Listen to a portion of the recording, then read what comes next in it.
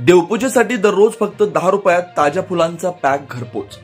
शेतमालाला योग्य भाव मिळावा आणि ग्राहकांनाही ताजा माल माफक दरात उपलब्ध व्हावा या उद्देशानं फलटणमधील काही तरुण शेतकऱ्यांनी एकत्र येत एक अभिनव उपक्रम सुरू केला.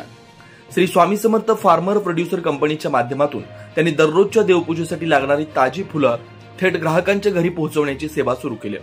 शेतापासून थेट देवघरापर्यंत या संकल्पनेवर आधारित या उपक्रमाचं सर्वसामान्यांच्यातून स्वागत होत आहे. तरी आपल्या घरी किंवा दुकानात जर फुलांचा पुडा पाहिजे असेल तर आजच 8379 85 80 90 या नंबरवर संपर्क साधण्याचं आवाहन करण्यात आलंय. महसूल सप्ताहानिमित्त फलटण तालुक्यात वृक्षारोपण आमदार सचिन पाटलांच्या हस्ते शुभारंभ. महसूल सप्ताहाचा औचित्य साधून आज फलटण तालुक्यात पानंद रस्त्यांच्या दुतर्फा वृक्षारोपण करण्याचा कार्यक्रम मोठ्या उत्साहात पार पडला. फलटण कोरेगाव मतदारसंघाचे आमदार सचिन पाटील यांच्या हस्ते या पर्यावरणपूरक उपक्रमाचा शुभारंभ करण्यात आला. फलटण तालुक्यात उद्या महाराजस्व अभियान 10 ठिकाणी शिबिरांचं आयोजन. महाराष्ट्र शासनाच्या महसूल सप्ताहानिमित्तानं फलटण तालुक्यात उद्या सोमवार दिनांक 4 ऑगस्ट 2025 रोजी 10 महसुली मंडळांमध्ये महाराजस्व अभियान शिबिरांचं आयोजन करण्यात आलंय. नागरिकांना विविध शासकीय सेवांचा लाभ एकाच ठिकाणी मिळावा हा या शिबिराचा उद्देश असल्याची माहिती तहसीलदार डॉक्टर अभिजित जाधव यांनी दिली आहे. अवयवदानाचा संदेश देत आपली फलटण मॅरेथॉन 2025 घुमना नावनोंदणीला सुरुवात. निरोगी जीवनशैलीचा प्रसार आणि अवयवदानाबद्दल जनजागृती करण्याच्या उदात्त हेतूनं जोशी हॉस्पिटल प्रायव्हेट लिमिटेड आयोजित आपली फलटण मॅरेथॉन यावर्षी पुन्हा एकदा सज्ज झाली आहे. रविवार दिनांक 12 ऑक्टोबर 2025 रोजी पहाटे 5:30 वाजता सजाई गार्डन मंगल कार्यालयातून या मॅरेथॉनला सुरुवात होणार असल्याची माहिती आयोजक डॉक्टर प्रसाद जोशी यांनी दिली. या वर्षीच्या मॅरेथॉनसाठी नावनोंदणी प्रक्रिया सुरू झाली आहे. बोरावके ऑटोलाईन्स तर्फे हिरो ग्राहकांसाठी सर्व्हिस व एक्सचेंज मेळावा.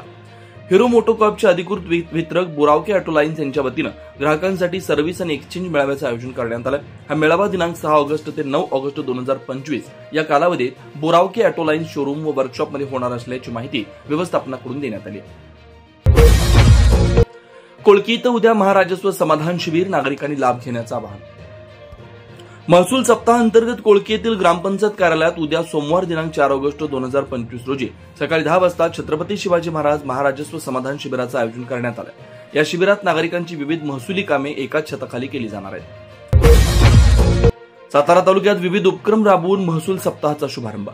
सातारा जिल्ह्यात 1 ते 7 ऑगस्ट अखेर महसूल सप्ताह साजरा होतोय. या निमित्तानं सातारा तालुक्यात विभागीय अधिकारी कार्यालय व तहसील कार्यालयात 1 ऑगस्ट रोजी महसूल दिन उत्साहपूर्वक वातावरणात साजरा करून महसूल सप्ताहाचा शुभारंभ करण्यात आला. सातारा येथील क्रांतिसिंह नाना पाटील सभागृहात सातारा उपविभागाचे उपविभागीय अधिकारी आशिष बारकुल यांच्या अध्यक्षतेखाली सातारा तहसीलदार समीर यादव यांच्या प्रमुख उपस्थितीत हा कार्यक्रम पार पडला.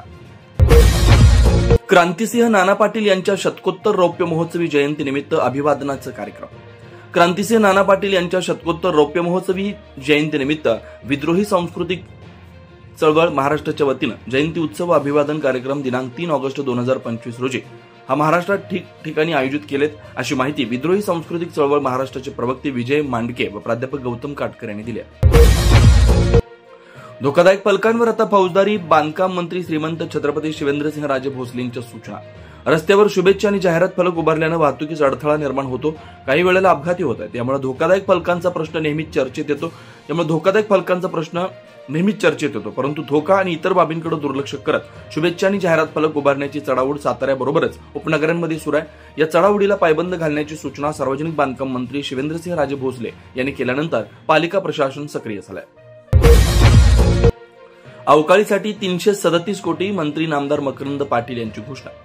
अवकाळी पाऊस व गारपिटीमुळे राज्यात फेब्रुवारी ते मे 2025 या कालावधीत 3,98,703 बाधित शेतकऱ्यांच्या 1,97,053.21 हेक्टर क्षेत्रातील शेत पिकाच्या नुकसानीपोटी राज्य शासनानं 337,41,43,53,000 इतक्या निधीस मान्यता दिली आहे. याबाबतचा शासन निर्णय जारी करण्यात आला. बाधितांच्या पाठीशी शासन खंबीरपणे उभा असल्याचं मदत आणि पुनर्वसन मंत्री मकरंद पाटील यांनी स्पष्ट केलं.